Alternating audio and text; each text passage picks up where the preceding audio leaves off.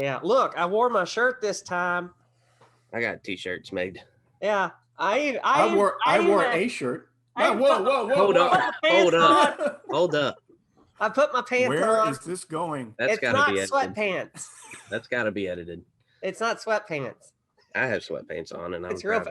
Okay, well, one of us here is actually dressed. I'd like to go on record as saying I'm appalled. Okay, well, there's the opener.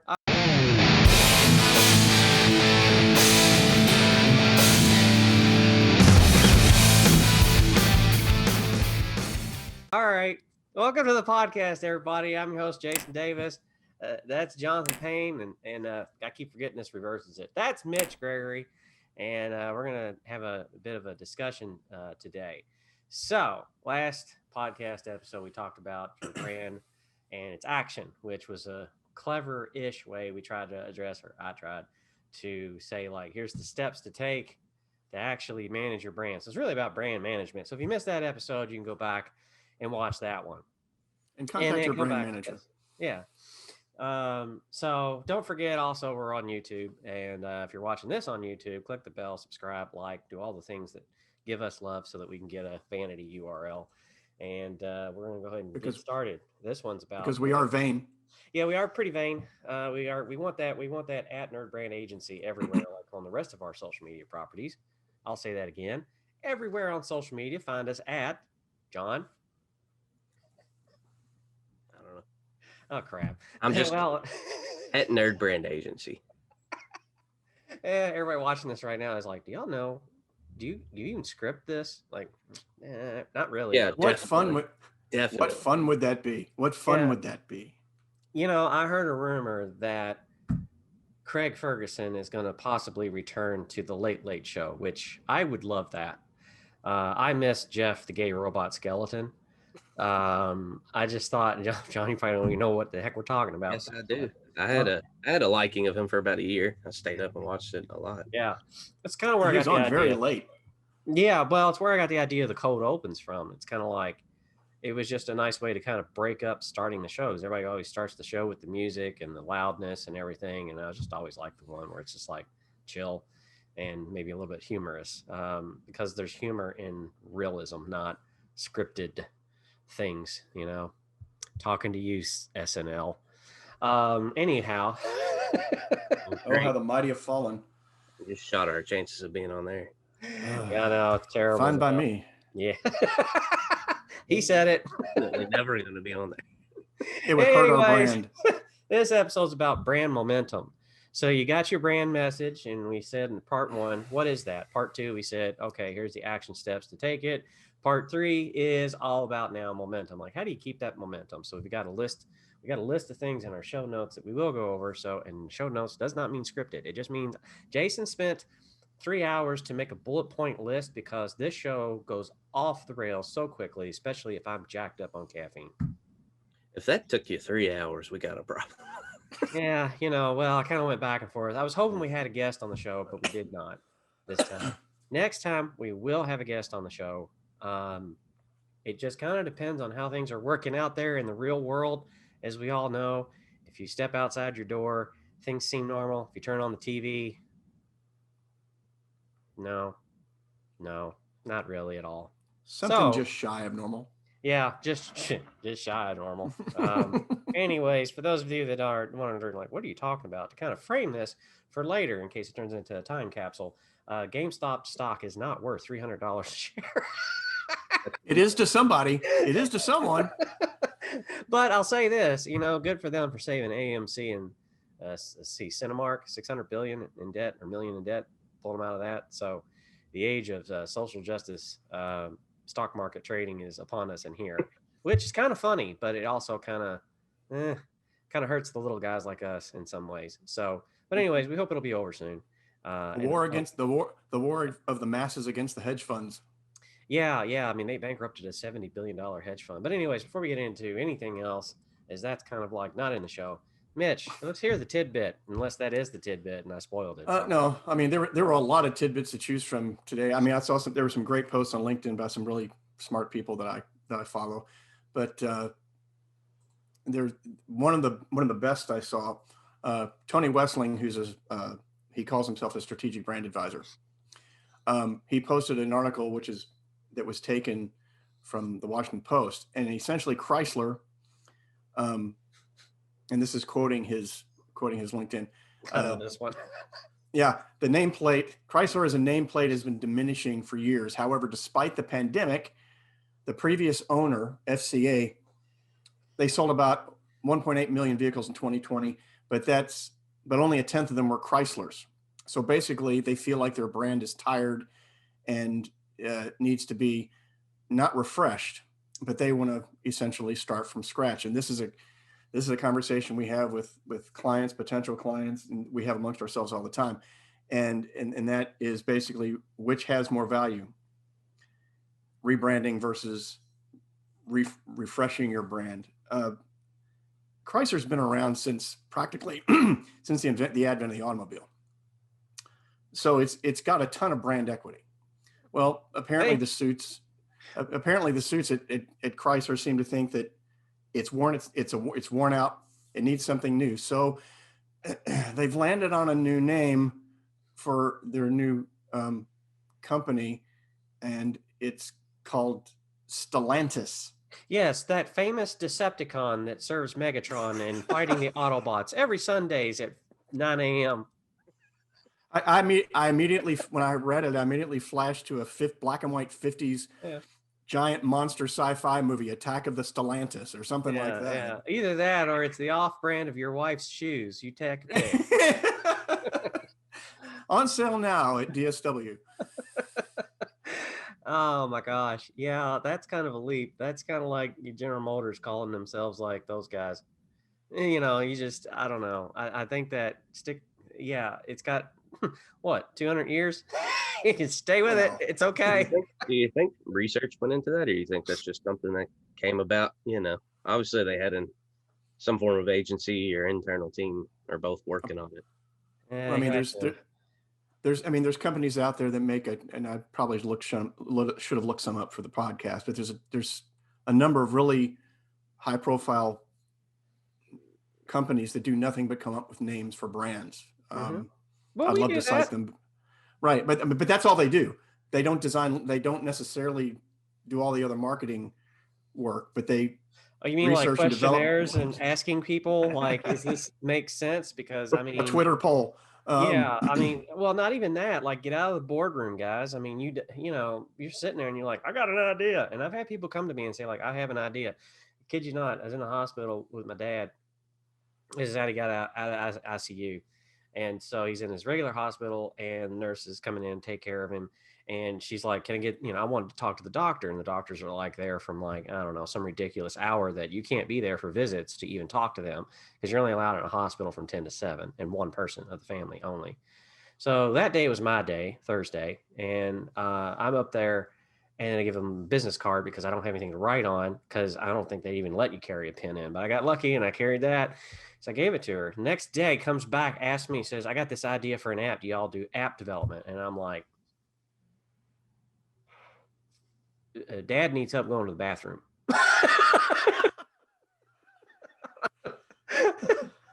Funny, not funny. Yeah, but people do that. They're like, I have this idea, and I'm like, I'll always stop them as a courtesy and say, like, look, I've not signed I'm not an NDA. It's not that I would run and try to take somebody's idea. That's just dishonest.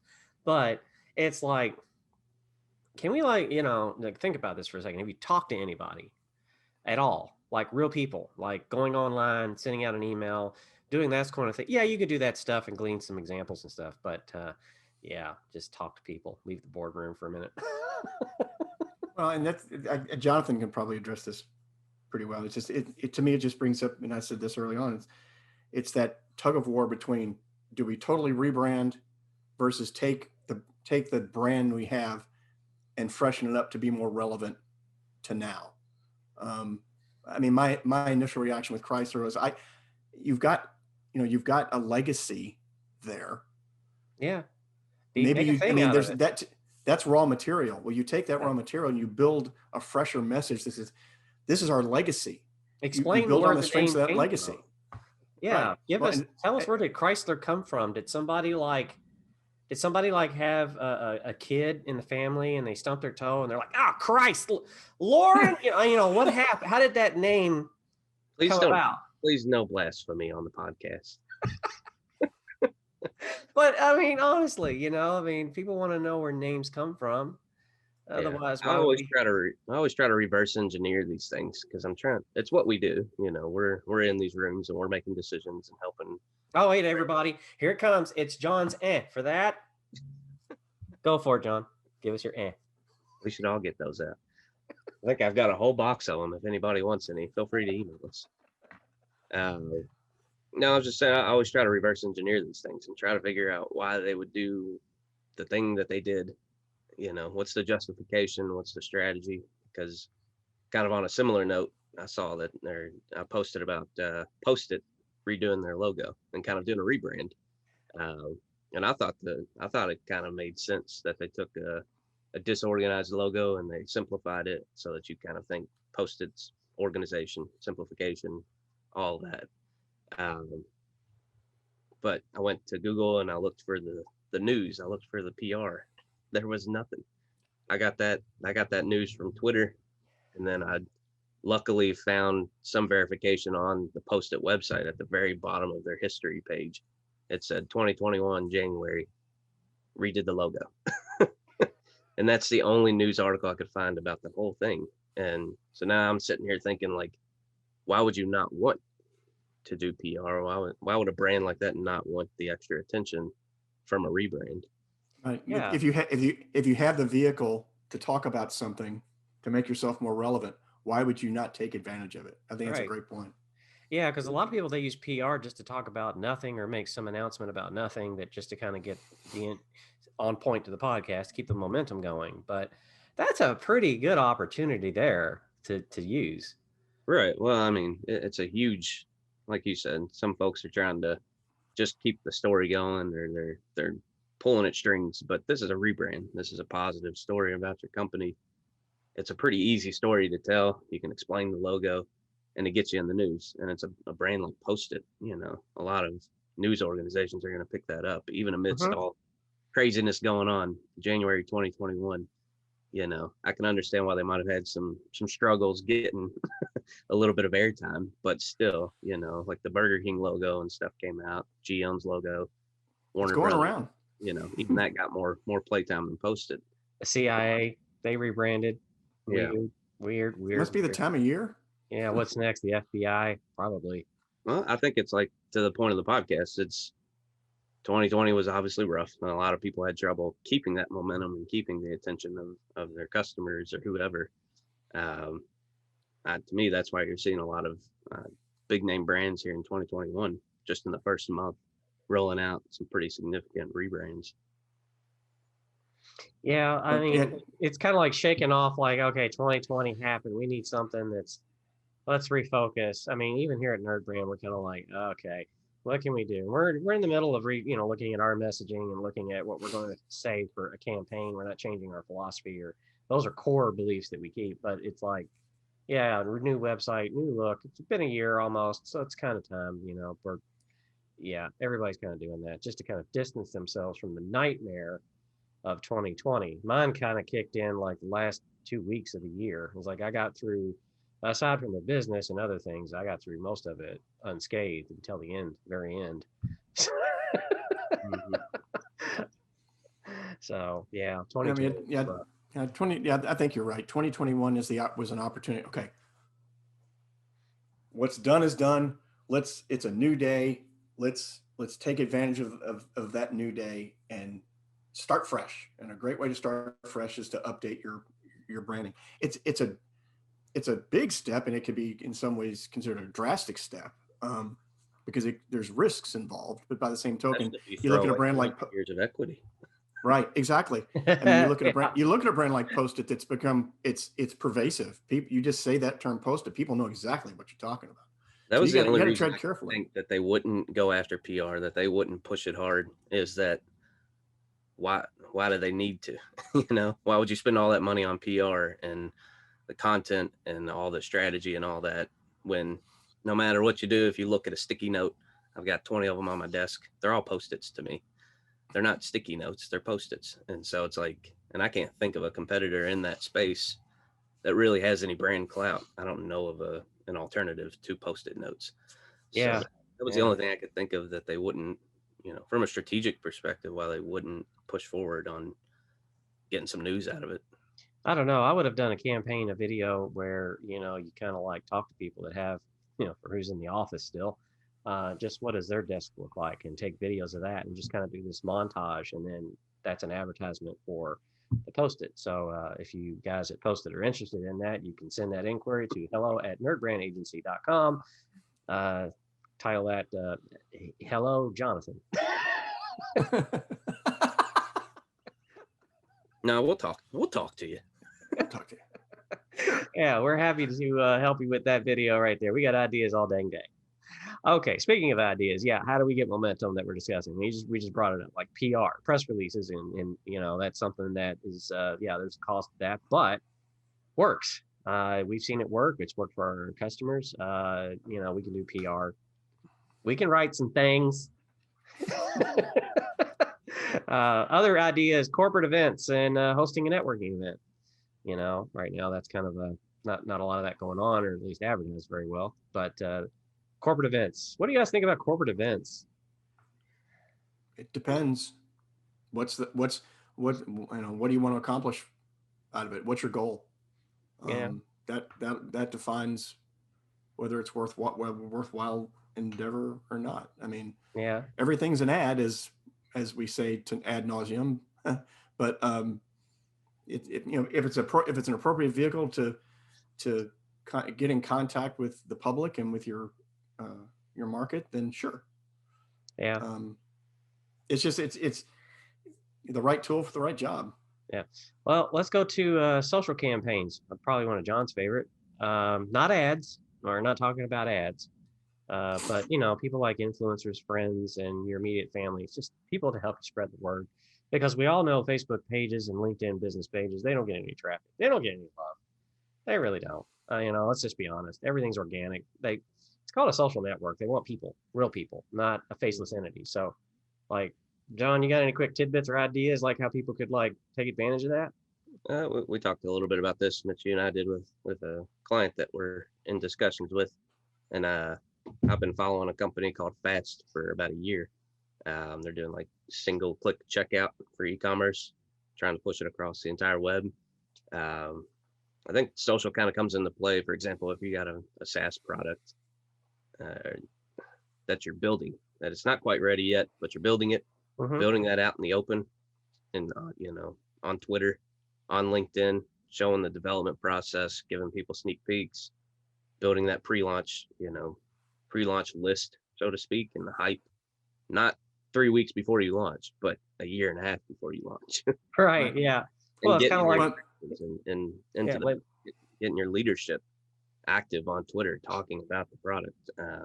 We'll link up in the show notes or in the blog post for this episode. I've got an example of a CEO of that company, Fast, that he owns Twitter. He does in the marketing, web development space, e-commerce. Like people know Fast because they know him, and they do a great job of intertwining both the development of the software, but the personality of the team and the brand, and it all kind of flows through his personal brand, which we talk about all the time. But that's a good example of how you get that momentum going and you keep it going through a social channel. They're a good company, that kind of a case study to look at. Yeah, it's amazing how movies do that. You get anticipation for a movie or for a video game to come out. It builds over a year. Unless there's a pandemic, then you still wait another year to see Black Widow. But whatever, I digress. Mitch, what did you say? I was just saying, the whole advent of social media has given the body public the opportunity to feel like they're a part of the story. They're not just watching from a distance. They feel like they're engaged immediately. I mean, I told somebody once, not long ago, that people used to watch the evening news to find out what's going on, but by the time you got the evening news, it was a day old, it was a half a day old. I know what's happening in the world generally immediately through a Twitter feed.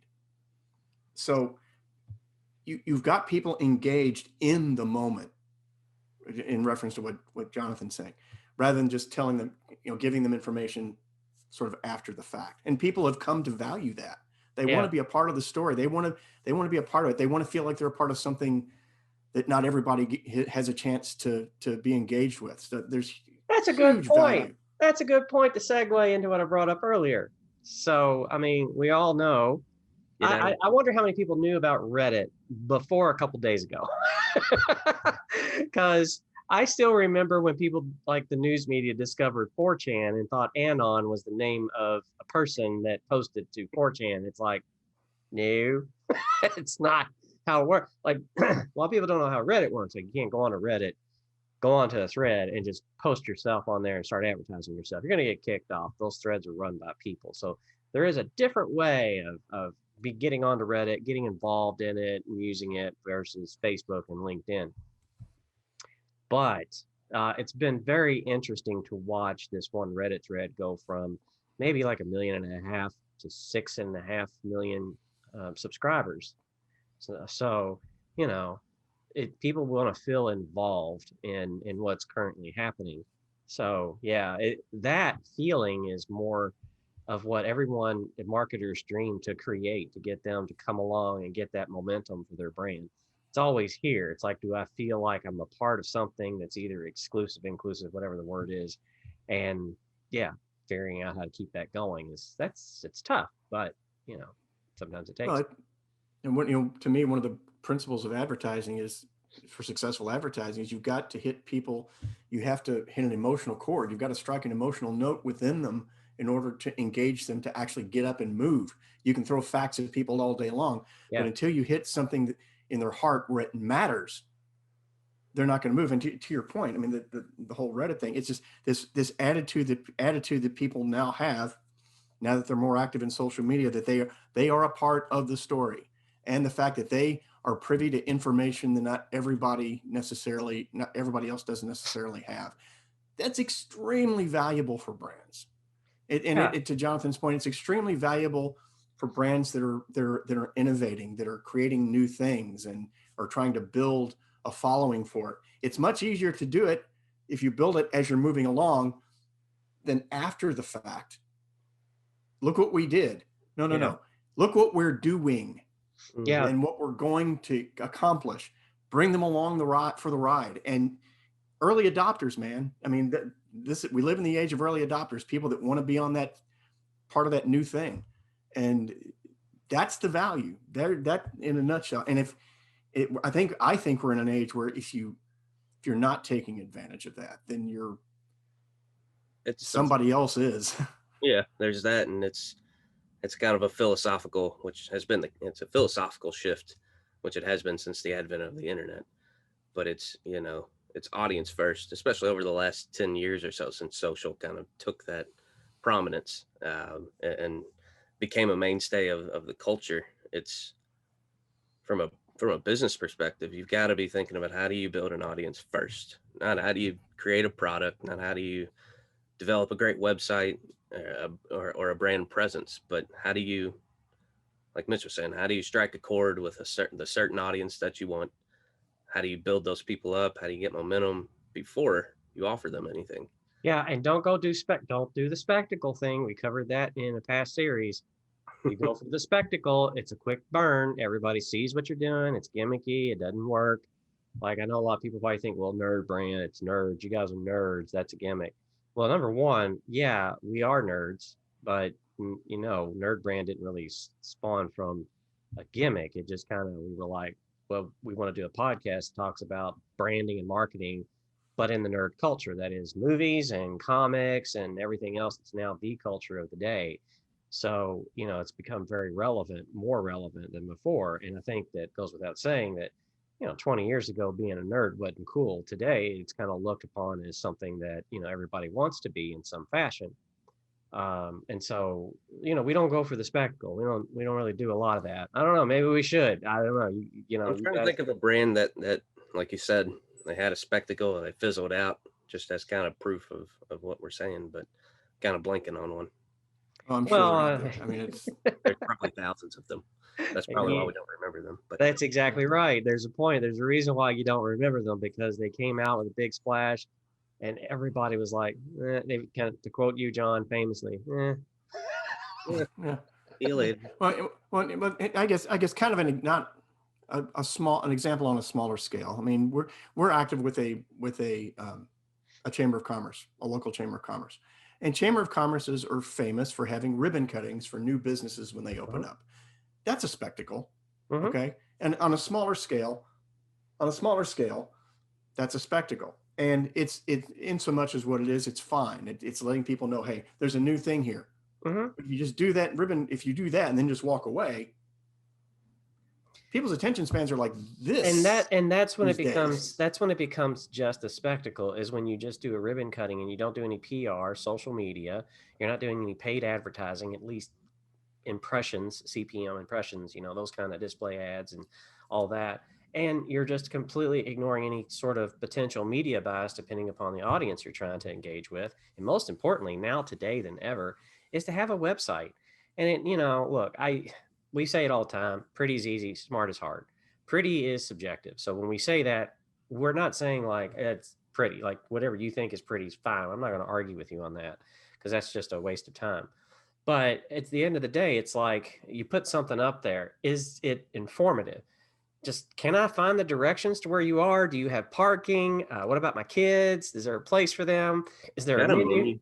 Yeah, exactly. How much does it cost for a sandwich? Will I figure that out by the time I already wait in line 30 minutes to get a table? Or will I find that out online and know whether or not I can afford to eat there?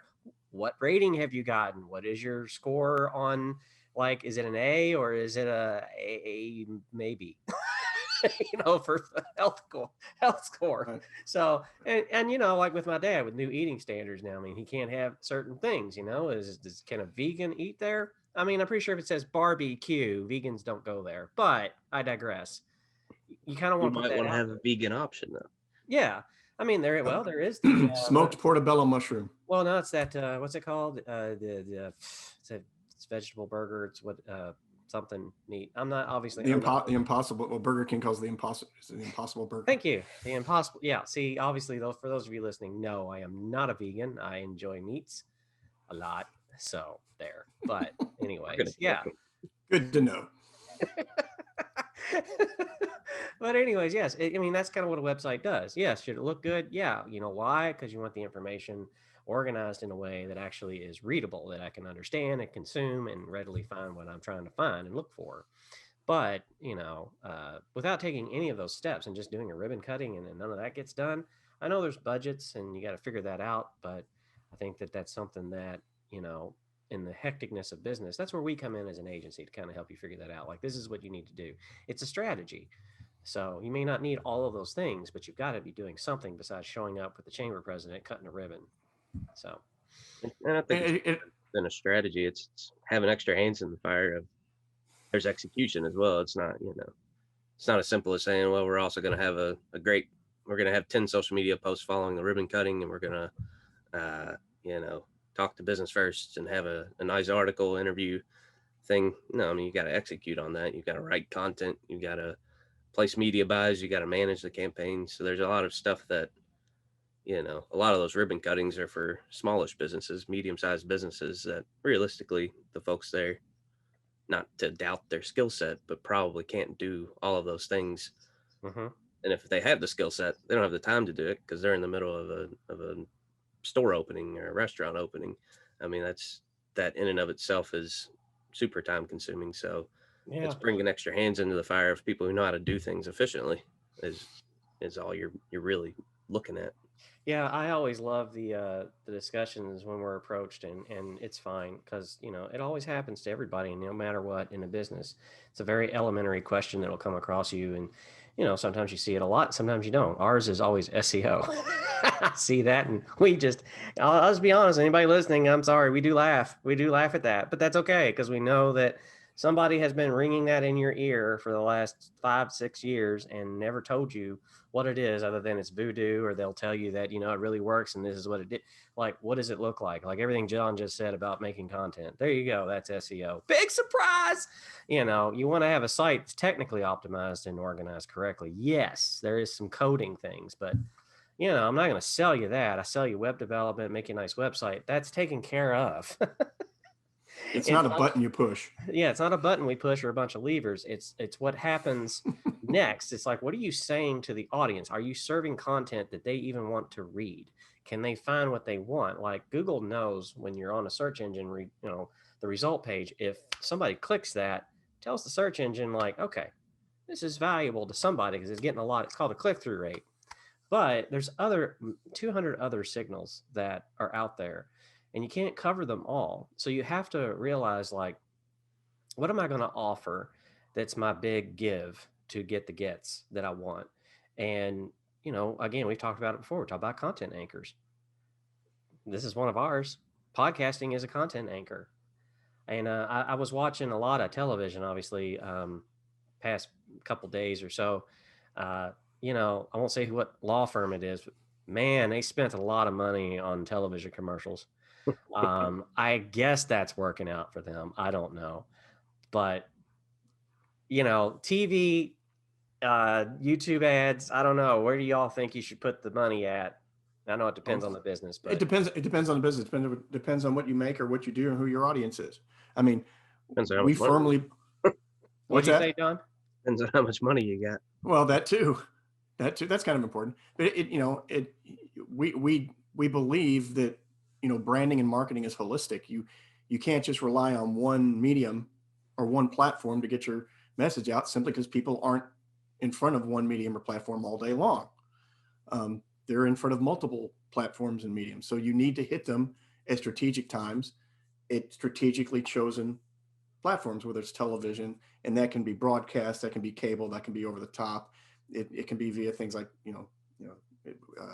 YouTube ads. But it just depends on what you make, what you do, who your audience is, and what they want. That's what this all boils down to. And this goes back all the way back to the beginning of the conversation about the value of bringing your audience along with you on your brand journey. It's not something you just launch. It's not like fishing that you just put a worm on the hook, put a bobber out there, throw it out in the middle of a lake, and then hope. Yeah, but sometimes the audience can show up if you're doing it really well. If you're doing it with that strategy in mind, and you have the patience long term. By that we mean like up to a year. They start to figure out like there's something going on over there. They'll start to show up, and then a crowd will attract a crowd. And then more people will show up because people were like, I didn't know that was there. And then they tell their friends. And then now you got this word of mouth thing happening that if this thing is done correctly, they just start showing up. So you can, when you're thinking about because a lot of people say like, put the right message in front of them at the right time on the right hand side before you turn right at Meyer. But anyways, that's the idea. John's already like, oh God, Jason, shut up. I get what you were doing there. Where is this going? What is the right message? What is the right time? There isn't. Yeah. You're not going to be able to pinpoint it necessarily. You've got to be, like you said, you got to be patient. You've got to be on multiple channels. You've got to test the different channels and look at the data and see, if your assumptions are correct, if your audience is actually where you think they are. And kind of like, think back to YouTube versus TV. I think last episode we talked about how YouTube watch time on television sets has grown tremendously, but that's probably not, the 60 and up crowd. The 60 and up crowd, and maybe even a little bit lower, still watching a lot of broadcast TV. They're watching the evening news. I think, Jason, you and I don't have cable. I don't know if you have a digital, an antenna to get local channels, but I don't. I haven't watched the evening news in years. So if you're trying to reach me, or my demographic and cable cutters and people in a, 18 to 35 category, YouTube's probably going to be more valuable. That over the top type stuff on Hulu and Roku and things like that is probably going to be more impactful than running your ad on NBC Nightly, but Yeah. not to say that either one is better or worse, because firsthand have seen the impact of getting an interview on NBC Nightly News and watching $100,000 in orders come in within 18 minutes. So it's not to say that either one's more or less valuable, but you've got to know your audience, and then you've got to test. Now, I think that's one big thing that we harp on pretty routinely is you might be wrong. Yeah.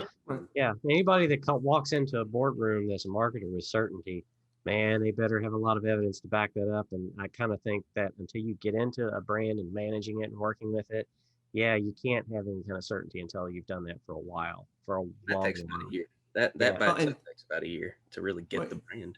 Yeah. And really, I think in marketing and advertising, testing it's a constant. It's built into the process. You're never not really testing. You're always measuring and seeing how this is working versus this, and looking at the availability of data today is heads and tails what it was when I first started in the business. How granular you can get, but you're always fine tuning that message. You're always adjusting.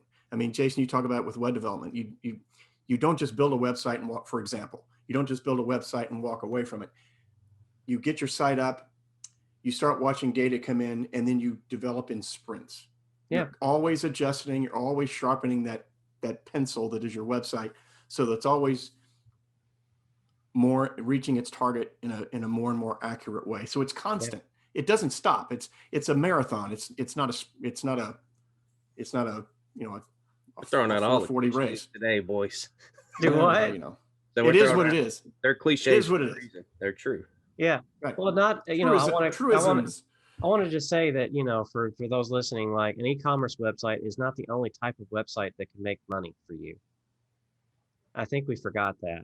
I think that people forgot that membership sites and learning sites, LMSs, that these are sites that can make money. If you get enough traffic to your site, you can get an AdSense account, Google Ad, display ads, become a part of that network.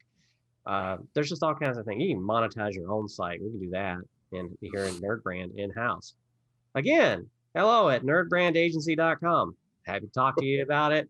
Put it in the subject. Hi, John. I mean, it's true though. Like we're, over the long haul, doing podcast sponsorships, having sponsored content on your social channels as a brand, partnering with influencers and affiliates. There's money to be made if you have that audience and that presence.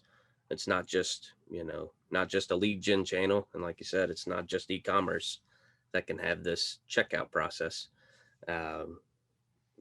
Membership sites, I think people have significantly lost sight of those. Those were incredibly popular as WordPress was really coming up. And, and it's not just, I think we have in mind a chamber type of membership, but like you said, learning sites, there are courses, developing courses and educational materials that just about any business could in some form or fashion develop a course for what they offer and get that out to a different segment of their buyers who may not, sign a contract, but they need to learn what there's a lot of opportunity there to expand and, and have a great brand besides, just this narrow view that. Yeah. Well, people look at that with their website, I know for sure, because it's like, well, I got a website, it's got my name on it, it's got my logo, it's got some information. It may have all the things we talked about before, like, it's $5 for a sandwich. But at the end of the day, it's like, that thing could scale pretty quickly into something, whether if it goes the vein of e-commerce, and sometimes membership in e-commerce is sort of in the same area, or if it goes into that learning site, where you're showing tutorial, like teaching people how to play guitar.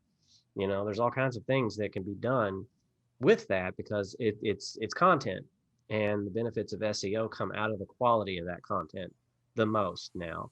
I mean, Google's had 3 major updates in 2020 alone. So it's sort of like they're pushing that because everybody's kind of getting crowded. And, if you look at the search engine result page right now, you're going to see facts, toggles, and accordions and videos. Like organic results are all the way at the bottom. So the age of like being at the top that's over. I think just kind of, I was thinking about the membership side of things and the learning in particular. there are a ton of companies that offer certificates. Obviously, we know about the Googles and the HubSpots and stuff, and Mm-hmm. you can. There are plenty of companies out there that offer certificates for kind of industry specific stuff, and they're charging for it. Mm-hmm. They've gained enough clout that if you have this particular certificate from this brand within the industry or this organization, like a nonprofit type of organization, then they're monetizing that. And I think that's even an IT company, if they had enough prominence, for example, in their industry, that they could have a kind of an exclusive course and a certification at the end of it that says I'm whatever, Yeah. it's an opportunity to do that as well. Well, Well, I mean, think about it. builders should be doing that. If you're a builder and you don't have a bunch of certifications with the local associations, and to know, like, it's not enough to like say I'm going to build houses. You got to say, like, what kind of houses are you building? There's just different kinds.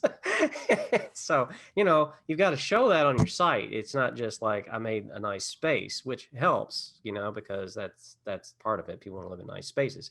But if you want to get the contracts, if you want to get the big stuff, people need to see that you some sort of like you said, certification, that you know what you're doing. But those people that offer those, yeah, that's how they make money too.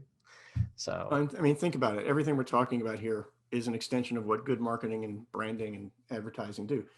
It makes you credible. We're talking Yeah. about things. Talking We're about talking about things credibility. that make you right. We talk about things that make you credible, that give you value. If you're credible, if you're best in class in your service or brand, or you've got these certificates, if you're a builder who has the certifications and things you're talking about, that makes you best in class. It's proof that what you're doing is there's quality in what you do, and that you care about what you do. And people are going to buy from you not because of what you make, but the way you make it. Yeah. People want to buy something that's made a certain way that benefits them. Yeah. I remember years ago, credibility is really important, which is why I think a lot of people got onto the Google reviews bandwagon, because they understood but they kind of took it as another SEO play. Like, over the years, it's been buying links and doing all these hacky things. And then it got into the reviews, and it's like, stop it. Just be you, be credible, be true, and do good work.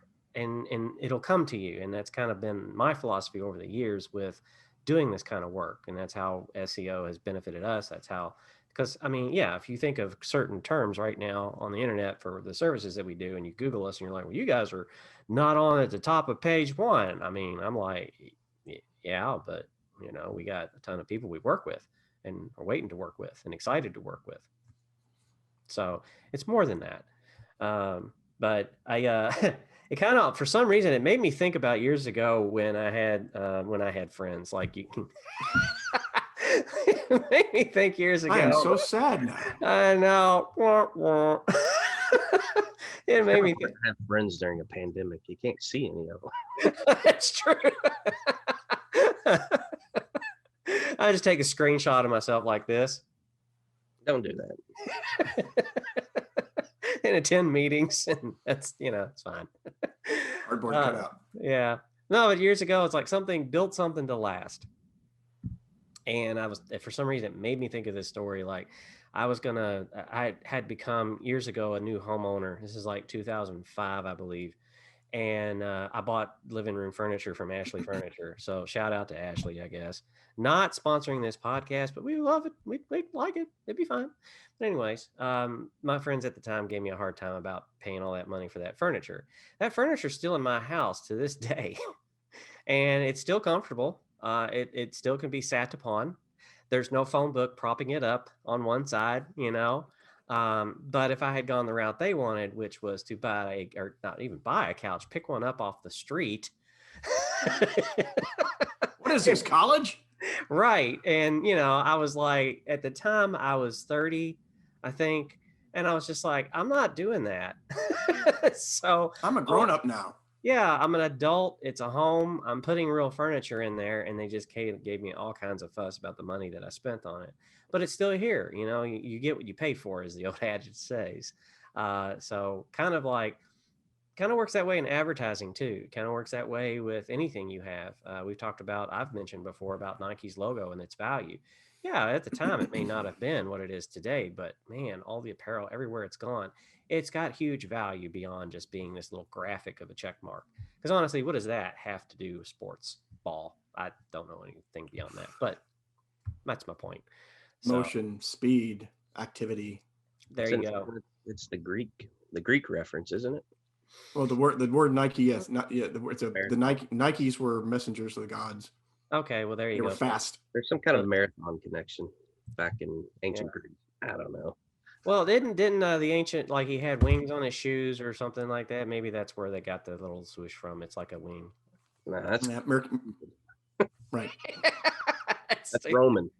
You know, There's always something behind a logo. Like the other day, I didn't think of this for some reason. I never thought of this. I mentioned before about how Apple's logo is like a bite out of the forbidden fruit because it's an exclusive machine, whatever you want to say. That's really not it. That's just, a theory. Another one is Turing.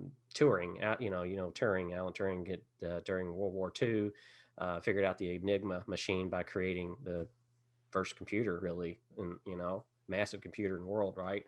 And he was he was a homosexual, which was frowned upon in England, and they did some horrible things about that to him. But that was kind of like an homage to him. It was kind of like the bite out of the apple, Garden of Eden, and then the Macintosh apple was a rainbow, if you remember. It really was at first. So there's people that say that that's what it was, that the designer, not Apple, was giving homage to that. So, and I think that meaning, getting back to like Chrysler, for example, finding out the meaning, like beginning with why you did this, why did you start this, why and not a what are you going to do to try to get to level up your game. But I think that people forget that nobody knows like these stories. Like, they're interesting, that they may not be true, but they're interesting. So why not address the hardest part of branding? It's like getting out of your head and realizing that nobody read the other page that you wrote on your website. Nobody read the social media post you made last week. Not nobody, but the people that you're trying to have an ongoing conversation with may have missed that other piece that you assume that they already know. And, when you have a brand and you're like harping on the simplistic elements of it, it's like you feel kind of stupid because you keep saying the same simple thing over and over. Yeah. But people haven't heard it. And if they have heard it, I think Jason, you say this all the time, if they've heard it once or twice, they haven't heard it enough. No. And no, it starts to get old. It's hard to brush that off as, as a person driving the brand or helping with marketing, whatever. That's just something that I think keep saying what you want to say. Keep saying the simple stuff. Keep repeating yourself. Because if you think about the big name brands, that is what they do. Besides innovate, well, they say the same thing over and over and over. And that consistency is what your brand is. And that makes them memorable. Right. And what do we say? Memorable brands win. That's right. They do. So, and the only way to make a brand memorable is to do that, what John just said. Well, and you can do it. You can say the same thing over and over without saying the exact same thing. What you want to do is, it's in the spirit of it. Yeah. Right. Exactly. There's a principle that you're standing behind that is that statement you're saying over and over again. But then you illustrate that in different ways. You make it real in different ways. Yeah, and Apple is supposed to be smart. So Apple, obviously, you give an apple to your teacher, more people kind of lean on that one as the backstory for that one. But, it's in the spirit of knowledge. Think different, they've always been a little bit different. However, whatever that might look like, whether it's a smartphone or a computer, they've always been just a hair different. And, innovation. I mean, it's think different is a very kind of basic way of saying always be looking for a new way to make it unique, a new innovation, something that improves on what we did the last time. Yeah. That's sort of what Apple's overarching philosophy generally is. How can we make it better than the last time we did it? And how can we how can we give people the confidence to follow us along on that journey? Because it's not how always many about iPhones have we had since iPhone 1, and how many times is there a huge line at the Apple store every time the new one comes out? Yeah, I have to say though, I don't know if I'm going to be the next generation of iPhone users. I have yet to be determined to be. So I can't pay $1,000 for a phone. But you get the principle. You get the principle. Yeah. Oh yeah, I get the. It goes back. Right. It goes back to what we were saying about bringing the audience along with you. Yeah. And making them loyalists. Well, they Apple cultivated like a church. They cultivated a following. They didn't just cultivate a product and sell it. People are loyal to that product to the end. Apple could sell you a cardboard box with a speaker in it, and they would probably still go out and get it and pay thousands for it. So the Apple Pencil, I have one. Yeah, the Apple Pencil you got the Apple Watch. I don't even know if that's the correct name for it. I am so sorry if it isn't. I can't afford one. The whole principle, though, it's the end to end. That was different than what was being presented, than what is presented, by the Microsofts of the time. Right. It was a wholly different, how to use technology. It was a different way to use technology, and they've kept that going. Whether they're always the most cutting edge, whether the new iPhone is actually better than the last one, I don't know. I don't know if anybody really knows when they go out and buy it, but their perception's there, and that's what's important. It feels different. It feels better. It's not. It may not even have a better camera in it. It may not even have a better because you don't know what processors in it other than what they announce. But when you hold it in your hand, it's that feeling that you get from that. And Apple understands the consumer mentality with regards to that. And that's where they have, I think, really succeeded with the marketing efforts in their products, is that feeling. Because everything's a feeling now. Everything is like, there's tactics to it, to John's point. But to Mitch's point, it's a philosophy and it's a feeling. And you've got to hit that string there that makes them feel like they're a part of something. And all these people that wait in line to buy an Apple phone, that's like, you're my people. We say it all the time with us. We meet people. Well, there are people, so Apple's the case study in a broad sense of how you want to do it. Yeah. How you build brand loyalty, how you touch them in ways that are relevant and that strikes an emotional chord, but you have enough facts there that buttress that emotional feeling, and you keep them happy, and you keep them engaged, and you keep them a part of the conversation, and they will stay with you. And they've kept that momentum. And they will grow.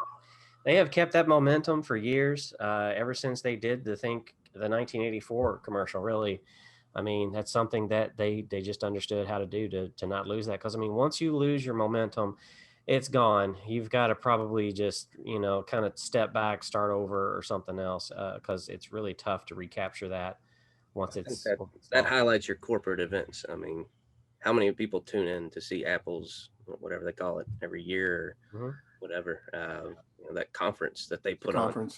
They've got a brand conference. That's where corporate events, I think, we're not talking about a typical networking event, but a brand centric event that, is releasing your new products, is releasing something innovative. I think that's where, I think the product development is in and of itself Apple's momentum. Again, whether the new iPhone is significantly better than the last, who knows? But they're releasing a new product and they've got something to talk about. Yeah. They've got people getting hyped about it. And you don't have to be Apple to do that. I think that's the other thing. Exactly. You can be a small business. You can be a small e-commerce shop that is doing 2 to 4 new products a year, and you're releasing one every quarter. And that keeps your customer base going. That keeps you drawing people in. You're hitting different needs, of course, different segments of the market with that product development. But it's that momentum that we keep talking about. It gives you something to talk about. You can't just, you can't talk about the same product or service for 3 years and just keep saying the same thing over and over. That's not what we're advocating. And that's not what people want. Yeah. So, and the reason Mitch is coughing is not because of COVID. I want to make that clear to everybody. It's because he took his cat to the vet and he's got a hairball. Yeah. Let's just be honest. No, I live in the Ohio Valley where allergies are are constant. Yes, because we do have audio listeners and video listeners, because you can check this podcast out on YouTube, or you can go to anchor.fm or to our website or iTunes or Spotify and listen to it there. But This yeah, podcast is sponsored by Flonase. floating. Oh man, be careful with that. Or Nasacort in my case. I'll endorse them. They save my life every day. It's gotten pretty bad this year for me, where I've actually had to use Afrin a couple of times just to be able to sleep at night. That's bad juju, man. Yeah, I went for the hard stuff. I was like, all right, that's enough. Short of a screwdriver up the nose. That's what I do. Got to open it up sometimes. Yeah, man. You're not getting enough oxygen at night when you're trying to sleep, and then you wake up tired and you're like, well, am I tired? It's like, because you can't breathe. That's why. So anyway. The preceding was not medical advice. We are not physicians. Yeah, thank you. Yeah, send all your hate mail to someplace else other than us. I think that's going to do it for the show for this episode. So tune in on Fridays. We missed Friday because I had some stuff going on, and I'm sure everybody understands. So I appreciate the thoughts and prayers of everybody that's out there that's listened and seen that and all that. So Dad's at home. He's doing a little bit better. He's very tired. Still got a long road recovery to go. But nearly lost him around Christmas. So I've been pretty busy since Christmas up until now. Still have a little bit more to go. But, we want to thank everybody for listening and tuning in and watching this. Spread the word. Let everybody know about this podcast. Again, we're building it up on YouTube. We have it on all these other audio channels. And we do post on my Facebook page, my personal page. John posts on our business pages. And you can find us out there pretty easily anywhere at nerdbrandagency.com. And so with that, I want to say have a great weekend, and remember, keep your nerd brand strong.